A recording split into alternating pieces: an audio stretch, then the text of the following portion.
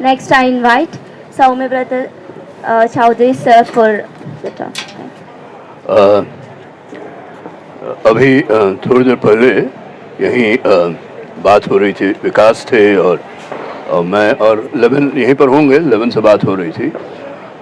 तो लेवन ने एक बात कही जो बहुत ज़रूरी बात है, मुझे लगा कि वही बात सबसे पहले करनी चाहिए। लेवन ने कहा कि हमें आज सिर्फ इस बात के लिए नहीं इकट्ठा होना है कि शर्जील, उमर, आनंद तिलतुमड़े, ये 3 नाम तो उसी ने लिए और कई नाम हम जानते हैं। इन सब की रिहाई की मांग करने ही के लिए हम इकट्ठा हुए हैं, इतना नहीं है। हमें उनकी बातों पर गौर करना चाहिए, उनका आर्ग्यूमेंट सुनना चाहिए। मुझे लगता है लेवन की बात बिल्कुल हमारी इस आज की का जो ये मीटिंग है, जो हम सब इकट्ठा हुए हैं, उसके बिल्कुल उसका निचोड़ ये है कि हमें उनकी बातों को उस पर गौर करना चाहिए, क्योंकि कहीं ना कहीं वो बातें ही हैं, उनका जो आर्ग्यूमेंट है, उनकी सोच है, उसमें कोई इतना ऐसा उससे कोई उसका असर इतना ऐसा रहा होगा उसका असर कि आज उनको जेल में अपना समय 1000 दिन तक शर्जील इमाम को रहना पड़ा है और रह रहे हैं।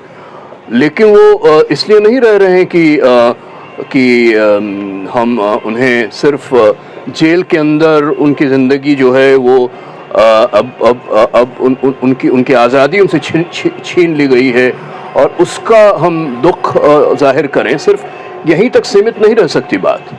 हमें उसका जो उस वजह पर अपनी नज़र रखनी चाहिए जिसकी वजह से आज वो जेल में है, और वो ये है कि उनकी सोच में, उनकी बातों में कुछ ऐसा असर है, कुछ ऐसा उसमें ताकत है, हिम्मत है और समझ है, जिसको हमें याद रखना है और उस समझ को और आगे बढ़ाना है, और उस बात को ज़हन में रखते हुए हमें इकट्ठा होना है। ये मुझे लगता है बहुत ज़रूरी है, और इस बात को याद दिलाने के लिए मैं लेवन का शुक्रिया अदा करता हूँ। बाकी तो विकास ने जो बात कही है वो बिल्कुल ज़रूरी है, उनको दोहराऊंगा नहीं, लेकिन मैं हर बात पर इत्तेफाक रखता हूँ और उनकी बात में अपनी आवाज़ जोड़ता हूँ, जैसा मुझे लगता है हम सब उनकी आवाज़ से अपनी आवाज़ जोड़ना चाहेंगे। तो ये है, लेकिन हाँ, ये ज़रूर जो विकास ने कहा, ये बात सही है कि हमें उम्मीद नहीं छोड़नी है, हमें निराश नहीं होना है, लेकिन असलियत ये है, हम इससे अपना मुंह नहीं मोड़ सकते कि एक निराशा है। निराशा इस तरह से नहीं है कि कुछ हो नहीं सकता या कुछ हुआ नहीं है, या लोग रेजिस्ट नहीं कर रहे हैं, वो जुल्म के खिलाफ आवाज़ नहीं उठा रहे हैं। निराशा एक तरह का ये ज़रूर है कि अभी कम से कम काफ़ी समय से जिनके पास ताकत है, वो सॉवरेन वर्ड आया था, जिनके पास राज की हिंसा का ताकत है, स्टेट अपैरेटस की ताकत तो एक हिंसक ताकत भी होती है ना, उसका तो ये भी दोनों तरफ से है कि वो स्टेट अपैरेटस, राज अपने आप को जाहिर करता है अलग अलग संस्थाओं से, लेकिन हिंसा से भी जाहिर करता है, और स्टेट की हिंसा का एक तरह से इतना जोरदार प्रभाव है और वो चलता रह रहा है, रोज रोज उस हिंसा का एक नया अध्याय खुलता है।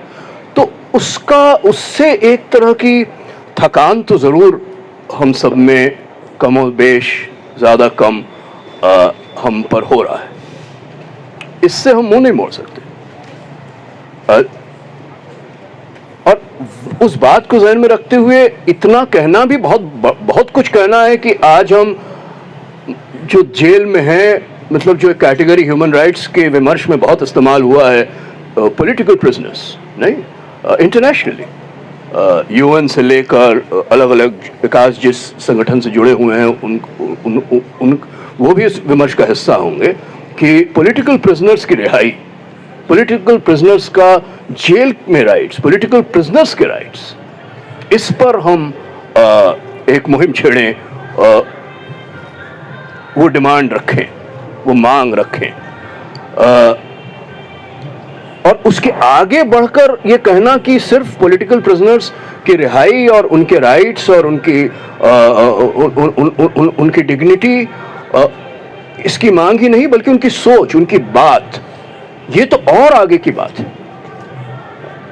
लेकिन इसमें एक और एक जटिलता है, एक kind of twist in the story ये है कि शर्जील आज जेल में हैं। जाहिर है कि इसलिए हैं कि उन्होंने कुछ ऐसी सोच को सार्वजनिक तौर पे और शाहीन बाग उसकी मिसाल है, उसको रखा था कि जिससे कहीं ताकत में बैठे जो समझते हैं कि वो उनके पास ताकत है और ताकत की वजह से वो कुछ भी कर सकते हैं, वो कहीं डर गए, उनको उस बात से खतरा महसूस हुआ, तो उन्होंने राज्य की हिंसा का पूरा एक तरह से प्रकोप शर्जील पर उसको जेल में डाला गया, पुलिस का इस्तेमाल हुआ वगैरह वगैरह, और वो कहानी आज तक चल रही है। ये बात सही है, this is absolutely what is happening.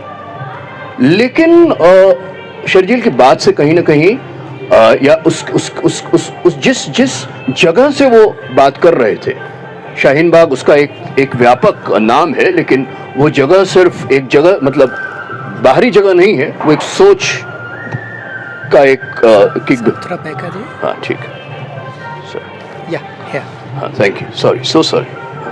वो एक सोच की बिंदु है जहां से वो बोल रहे थे। तो वो क्या बोल रहे थे, इस बात को फिर से एक बार याद करना मुझे लगता है आज ऐसे मौके पर, जो मौका बहुत दिनों बाद आया है, और ये मौका कोई बहुत खुशी का मौका तो है नहीं, 1000 दिन उसके जेल में रहने का, उसके बावजूद इस मौके को उसका जो वज़न है, जो वज़न से मिलना चाहिए, उसे देने के लिए शर्जील की बात को याद करना ज़रूरी है। क्योंकि एक तरह से CAA NRC के खिलाफ जो लड़ाई है और उसके खिलाफ स्टेट का और सरकार का जो भी जुल्म चलता रहा है, वो शर्जील से ही शुरू हुआ। शर्जील के खिलाफ जो एक्शन होता है वही उसकी पहली कड़ी है। हालांकि उससे पहले भीमा कोरेगांव हो चुका था और वो एक लंबी कड़ी है, उसकी कहानी जेएनयू से भी जुड़ी हुई है। खैर, उस पर हम नहीं आएंगे, विकास ने उसके बारे में बात की है। लेकिन NRC CAA वाली लड़ाई में शर्जील ही वो पहले इंसान थे और उनकी सोच थी, और वो उस तरह से देखें तो एक तरह का सिंबल भी है, वो है ना, वो एक सिंबल भी बिल्कुल। और उस सिंबल में फिर सभी लोग जो जेल में आज हैं, जो हम बाहर हैं, जो इस बात से इत्तेफाक रखते हैं, उस लड़ाई का हिस्सा हैं, हम सब उस सिंबल से अपनी जो ताकत है या अपनी बात को जाहिर करने का जो एक वो जोश है, जुनून है, वो सिंबल एक जुनून को भी अपने अंदर समा के रखता है। ये एक बहुत बड़ी बात है। जो जेल में है, जेल में रहने का मतलब क्या है, हमसे जुदा है ना, हमारे साथ नहीं है, उसका जुनून हमारे साथ है, उसकी सोच, उसका जोश हमारे साथ है, उसकी हिम्मत हमारे साथ है। तो ये होना भी बहुत बड़ा होना है। लेकिन फिर भी इस बात को याद करना है कि वो पहली कड़ी क्या थी, क्या क्या कह रहे थे शर्जील। तो मुझे लगता है उसमें एक बात मैं कहूंगा, छोटी सी बात है, कि कहीं जो उनका थोड़ा बहुत मैंने सुना, थोड़ा पढ़ा, मैं खुद तो था नहीं जब उन्होंने बोला था, लेकिन जितना पढ़ा या सुना उससे ये बात सामने आती है। शर्जील कह रहे थे कि NRC CAA के खिलाफ जो लड़ाई है वो एब्स्ट्रैक्ट में नहीं लड़ी जा सकती। उसको लड़ने के लिए एक ठोस जगह चाहिए, और उस ठोस जगह को एक तरह का उसका एक नाम होना चाहिए, उस नाम को की रचना हमें करनी है। और वहां पर एक नाम जो आता है वो है मुस्लिम। वो अकेला नाम नहीं है, लेकिन बहुत ठोस नाम है और उसका असर है मुस्लिम। और इस नाम की वजह से एक असर होता है, खासकर मेजॉरिटेरियन सोच में और सरकार की ताकत जिनके हाथों में है उन पर, कि ये नाम सार्वजनिक तौर पे खुलकर बिना किसी डर के, बिना किसी बिना किसी भी तरह के बेलिहाज होकर कैसे आया? किसने ये कहा खुलकर कि हाँ, मुस्लिम के नाम पर एक लड़ाई, जो सिर्फ मुस्लिम की लड़ाई नहीं है बल्कि सार्वजनिक एक तरह का सबकी लड़ाई है, वो लड़ी जा सकती है। और वो अकेला नाम नहीं है, लेकिन वो नाम है मुस्लिम। तो मुस्लिम नाम के आने से मुझे लगता है एक असर होता है, और शर्जील ने नाम कई नामों में एक तरह से इस नाम को जाहिर किया, एक पब्लिक स्पेस में। शाहीन बाग उस पब्लिक स्पेस की एक मिसाल है। उसमें फिर मुस्लिम महिलाएं, दादी, शाहीन बाग की दादी, ये सब उसका हिस्सा है। लेकिन मुस्लिम शब्द आता है, बार बार आता है। तो इसमें मैं इसका विश्लेषण यहाँ करने नहीं आया हूं, लेकिन फिर भी एक बात है जो मैं कहूंगा, वो ये है कि मुस्लिम शब्द आते ही आज के दौर में, और मुझे लगता है सिर्फ आज के दौर में नहीं है, ये बहुत पहले से है। ये हो सकता है कि अभी लेबन और विकास से बात हो रही थी, ये पार्टीशन के समय से लेकर ये मुस्लिम नाम से एक अजीब तरह का असर होता है, एक अजीब तरह की जटिलता आ जाती है। और वो ये कुछ इस तरह से होता है कि मुस्लिम, हाँ, अगर मुस्लिम को एक बिल्कुल न्यूट्रल तरीके से करे कि हिंदू, मुस्लिम, सिख, ईसाई वगैरह वगैरह सब एक न्यूट्रल हैं, तो सब मिलाकर देशवासी हैं या नागरिक हैं, और सबके राइट्स हैं, सबके हक हैं, कॉन्स्टिट्यूशनल राइट्स हैं वगैरह वगैरह, वहां तक ठीक है। लेकिन अगर जरा से भी भनक भी लग गई कि मुस्लिम नाम के साथ एक, जो मैंने अभी थोड़ी देर पहले कहा कि उसमें एक, क्या कहें, अंग्रेजी में कहेंगे असर्शन है, उसमें एक कुछ जोर पड़ रहा है, कुछ उसमें कुछ पैशन आ रहा है, जुनून आ रहा है कुछ। हाँ, आप कुछ कह रहे थे। हाँ, दावेदारी है, एक दावेदारी, हाँ बिल्कुल, एक दावेदारी है। वो आते ही अजीब तरह का एक तो खलबली मच जाती है, और फिर सबसे जो बहुत मतलब चिंता के विषय, उससे हिंसा पैदा होती है स्टेट की तरफ से। और ये इस सरकार ने पहली बार नहीं किया, ये दूसरी सरकारों ने भी इस तरह से अपने आप को जाहिर किया। लेकिन फर्क ये जरूर है कि इस सरकार में हिंसा बिल्कुल खुलकर और बिल्कुल बेलिहाज, बेशर्मी से सामने आ रहा है। लेकिन ये लॉजिक अभी की पैदाइश नहीं है। खैर, ये मैं एनालिसिस में नहीं जाऊंगा। ऐसे एक माहौल में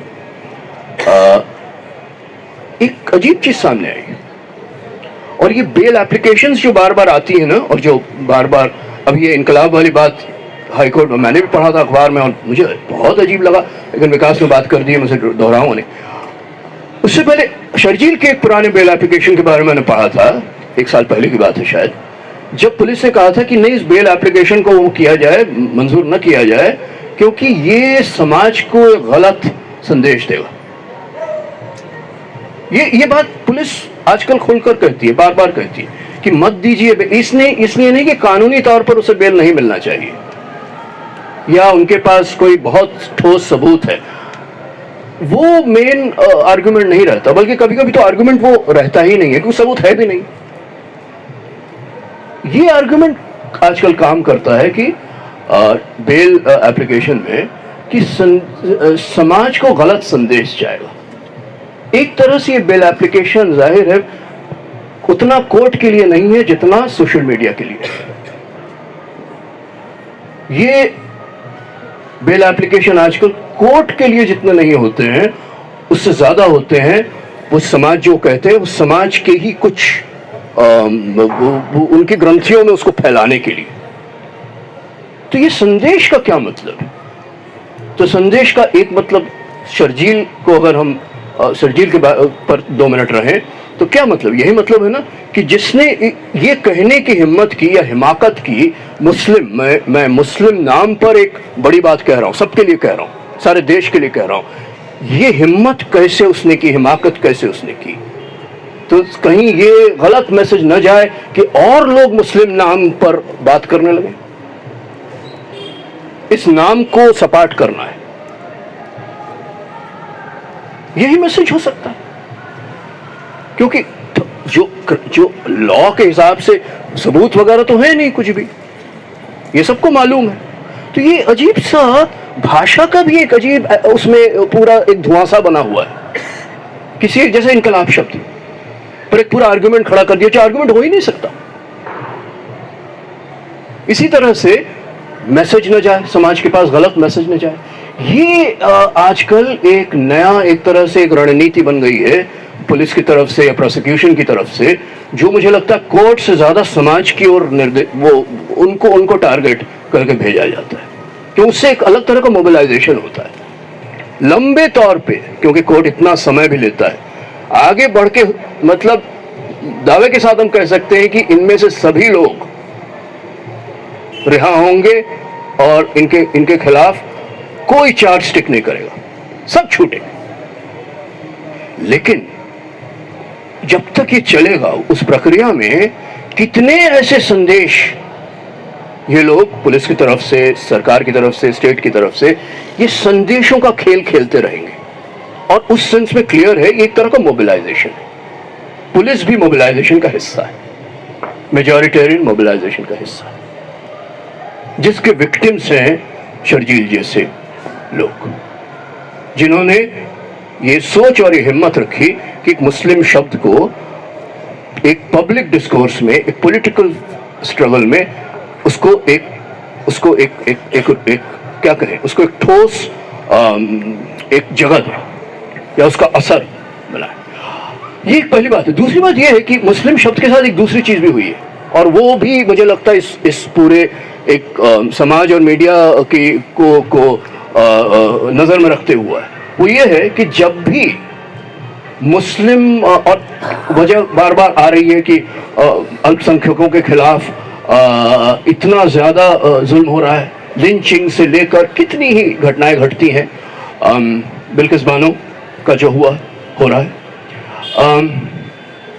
तो कई बार ऐसा होता है कि कुछ मुस्लिम लोग जो जाने पहचाने लोग हैं, जो मुस्लिम मतलब जो जिनका नाम मुस्लिम नाम है, उनकी पहचान मुस्लिम से जुड़ी हुई है। मुस्लिम होना क्या है एक दूसरा सवाल है, लेकिन मुस्लिम नाम से उनकी पहचान बनती है।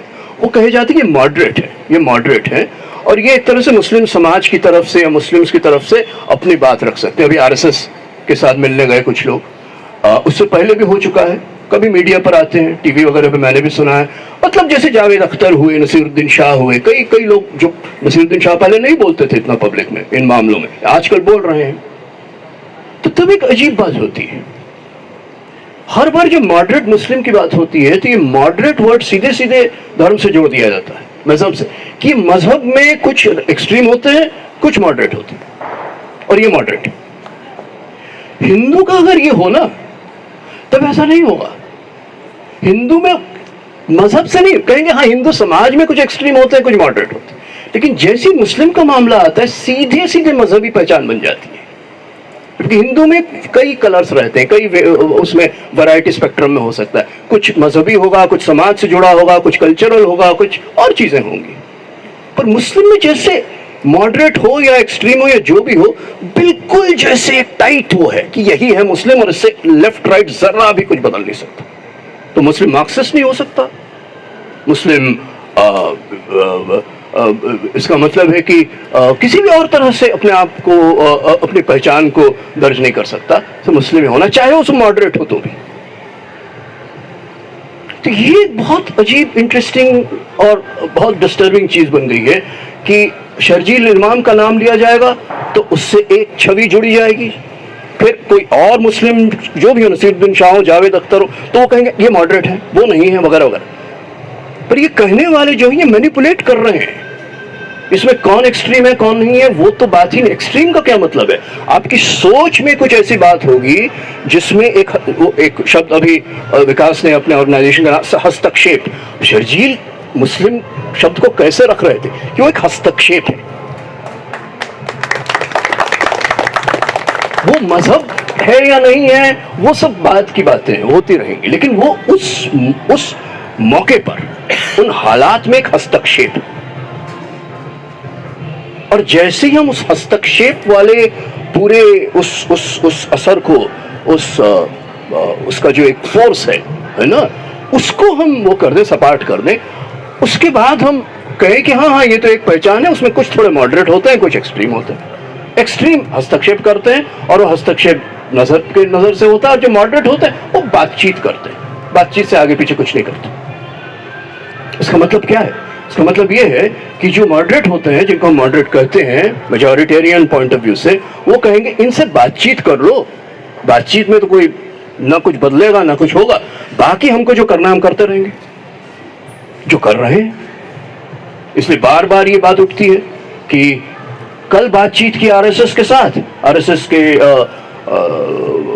मुखिया के साथ, और आज एक और ऐसा जुल्म हुआ जो बिल्कुल मतलब जिसके बारे में सोचकर सहरन होता है कि ऐसा हो कैसे सकता है। कल तो बात की थी, आज फिर से कैसे कर लिया?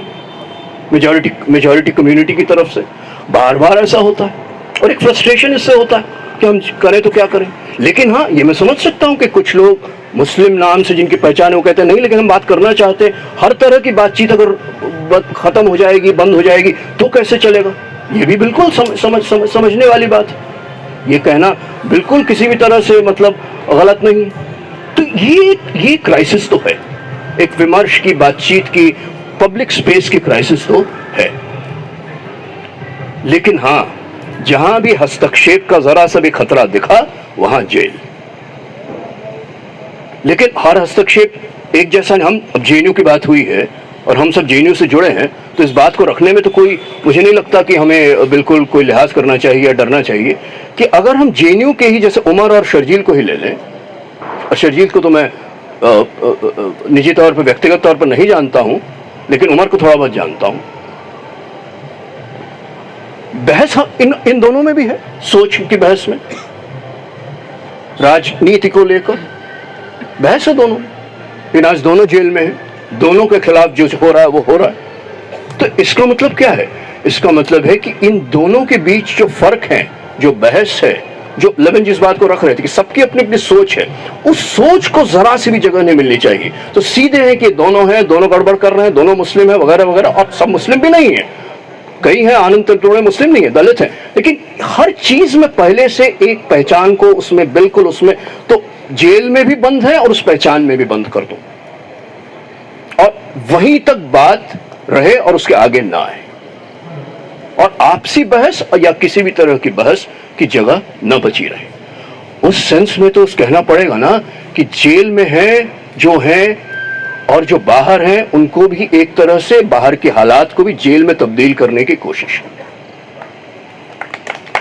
ये दोनों, और एक बाहर रहते हुए, हाँ, ये हम अपने आप को एक तरह से मैं सोचता हूँ, खुद के साथ खुद की बातचीत जब होती है तब सोचता हूँ कि जेल का तजुर्बा आज तक तो नहीं है, लेकिन मतलब किसी इसमें कोई अपने आप को वो बनाने की जरूरत नहीं है कि कोई बहुत बड़ा मतलब वो सैक्रिफाइस या कोई वो बलिदान दे रहा है कोई, लेकिन एक तरह से जेल की तैयारी हम सब, मतलब हर इंसान को एक रखनी चाहिए। लेकिन दूसरी बात यह है कि जेल के बाहर रहते हुए भी समाज को जेल न बनने देने की लड़ाई जो है उसको भी लड़ते रहना है, और वहां पर यह हिम्मत बहुत जरूरी है जो शर्जील से आता है, जो और लोगों से आता है। और एक चीज का आप ध्यान रखें, अभी कुछ एक साल पहले नताशा नरवाल जब बेल्स में छूटी थी तो एक मीटिंग में मैं बोल रहा था गांधी पीस फाउंडेशन में उनके साथ, उनकी बात मैं गौर से सुन रहा था, और अभी तीसरा सतलवाद जब बेल मिला उनको मैंने बोलते थे, शर्जील के बारे में मुझे कुछ दोस्तों ने बताया है, सब लोग जहां जो है जेल में जब वो है, सब लोग जेल के हालात में वही कर रहे हैं जो बाहर कर रहे थे, हस्तक्षेप। जेल में वो अपने साथियों के लिए लड़ रहे हैं, साथियों के साथ एक तरह का जेल में रहते हुए वो लड़ाई आगे बढ़ा रहे हैं, जो सामाजिक है, जो एजुकेशनल है। बहुत बड़ी बात है, जेल में हम सिर्फ बाहर से टीचर बन के एडुकेट नहीं करते हैं, जेल में रह के सबसे बड़ी एडुकेशन एक तरह से तैयार होती है। जो सबसे ज्यादा जो नताशा कह रही थी, बहुत खूबसूरत बात कह रही थी कि जेल में एक तरह का इगैलिटेरियन एजुकेशन होता है, सबको सिखाते हैं, सब के टीचर बनते हैं, और ये लोग सब कर रहे हैं या कर ही रहे होंगे। तीस्ता जब बाहर निकली, तीस्ता सतलवाद को मैंने टीवी पर थोड़ा सा बोलते उन्होंने भी यही कहा कि जेल के अंदर उतना समय रहकर, कुछ ही दिन रह के, मतलब दूसरों के मुकाबले तो उनको बेल जल्दी मिली है जो अच्छी बात है, लेकिन उतने ही दिनों में जेल के अंदर भी उनको सचेत रहना है, सजग रहना है और हस्तक्षेप अपना बनाए रखना है। तो अगर वो लोग वहां करते हैं तो यहां पर हम कैसे न करें, कैसे हम इस बात को मान लें। और ये जो शब्द आजकल अंग्रेजी में खूब चलता है, न्यू नॉर्मल, मुझे इस शब्द इस फ्रेज से बहुत परेशानी है। हाँ, न्यू नॉर्मल की कोशिश है हम पर थोपने की, और एक तरह से निराशा के मौक़ों पर ऐसा लगता है कि हाँ बस यही है जो है, इतना ही है, और हाँ इसको नॉर्मल कह सकते हैं तो न्यू नॉर्मल है। लेकिन आप सोचिए 1000 दिन जेल में जो बिता रहा होगा, अभी तक तो मुझे कम से कम इसका अनुभव नहीं है, शायद पता नहीं इनमें यहाँ किसी को है या नहीं, लेकिन जो जेल में उसके लिए और जो भी हो, न्यू नॉर्मल तो नहीं हो सकता जेल, ये तो मुमकिन नहीं है ना। ये तो मतलब क्या, मैंने अभी एक civil rights, American civil rights के उनका नाम एडम कुछ, मैं उनका नाम भूल रहा हूँ, उनको 40 साल सॉलिटरी कन्फाइनमेंट रखा था 60 से लेकर अभी 2016 में छूटे हैं वो। तो उनसे पूछा गया कि क्या जेल में रहना आपके लिए मतलब सॉलिटरी कन्फाइनमेंट, 40 साल सिविल राइट्स मूवमेंट पे थे, एक मर्डर का गलत चार्ज उन पर लगाया था, लेकिन उसमें वो दोषी पाए गए और उसमें रहे सॉलिटरी कन्फाइनमेंट में। Black civil rights activist, Black Panther से जुड़े थे। तो उन्होंने अपने इंटरव्यू में कहा 2 चीजें कही कि हर दिन मैं इस चीज को मानने से बिल्कुल मैं मानने को तैयार नहीं था, क्योंकि वहां रहने को अगर न्यू नॉर्मल मान लूं तो एक तरह से मान लूं कि हाँ मैं दोषी हूं, मैं अपने गिल्ट को मान लूं, ये मैं मानूंगा नहीं क्योंकि मैं गिल्टी हूं नहीं, पहली बात। दूसरी बात जो सुनकर तो मैं बिल्कुल मतलब चौंक क्या गया, मैं बिल्कुल एक तरह से मेरे पास मेरी जबान बिल्कुल खामोश हो गई, वो ये थी, उनसे जब इंटरव्यूअर ने पूछा कि आप अगर इन 40 जो साल गुजरे हैं इनको फिर से आपको जीने का मौका मिले तो आप कैसे इसको जीना चाहेंगे। उन्होंने कहा एक चीज नहीं बदलूंगा, मैं एक चीज नहीं बदलूंगा, क्योंकि जो 40 साल मैंने सॉलिटरी कन्फाइनमेंट में गुजारे अमेरिका के जेल में, वो मेरे एजुकेशन का वक्त था। आज मैं वो मेरी चेतना वो ना होती अगर मैं जेल में ना होता। जो चेतना राजनैतिक है, सामाजिक है, कलेक्टिव है, सामूहिक है,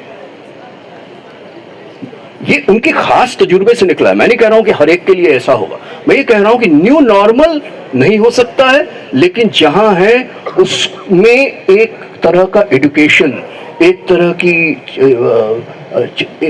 तरह की कॉन्शियसनेस की जो एक क्या कहें जर्नी है, वो जो एक हम निकल पड़े हैं एक कॉन्शियसनेस की जर्नी पर, वो खत्म नहीं हो रहा है जेल में रहते हुए, खासकर और ज्यादा। अगर वहां पर इतना कुछ हो सकता है तो बाहर रह के हम कैसे इस बात को मान लें और इस बात को मानकर चाहे निराशा भरी नींद में सो जाएं कि न्यू नॉर्मल है ये। मुझे लगता है कि इस तरह की सोच या इस तरह की निराशा और इस तरह की निराशावादी एक पूरे ढांचे और इस तरह की भाषा को हमें आज के मौके पर शर्जील के 1000 दिन के होने पर जो हम मिले हैं, उसमें हमें मिलकर अपनी आवाज़ को इसके खिलाफ बुलंद करनी चाहिए और हमें इससे अपने आप को बिल्कुल अलग करना चाहिए और ऐसे न्यू नॉर्मल के खिलाफ हमारी आवाज़ कमज़ोर ना हो और हमारी सोच और उस सोच का जो एक तरह से जो उसका जो उसकी जो धार है, वो जो पैनी धार है, वो धार बेजंक न लगे। ये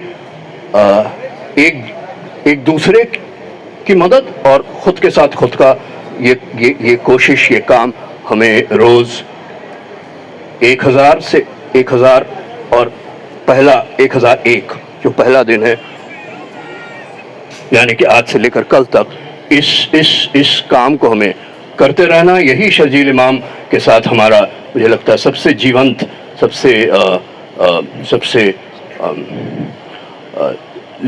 एक बायोलॉजी में होता है ना, टिश्यू कनेक्ट करता है, तो एक लिविंग टिश्यू होगा हमारे और शर्जील के बीच, यहाँ और वहाँ। धन्यवाद, शुक्रिया।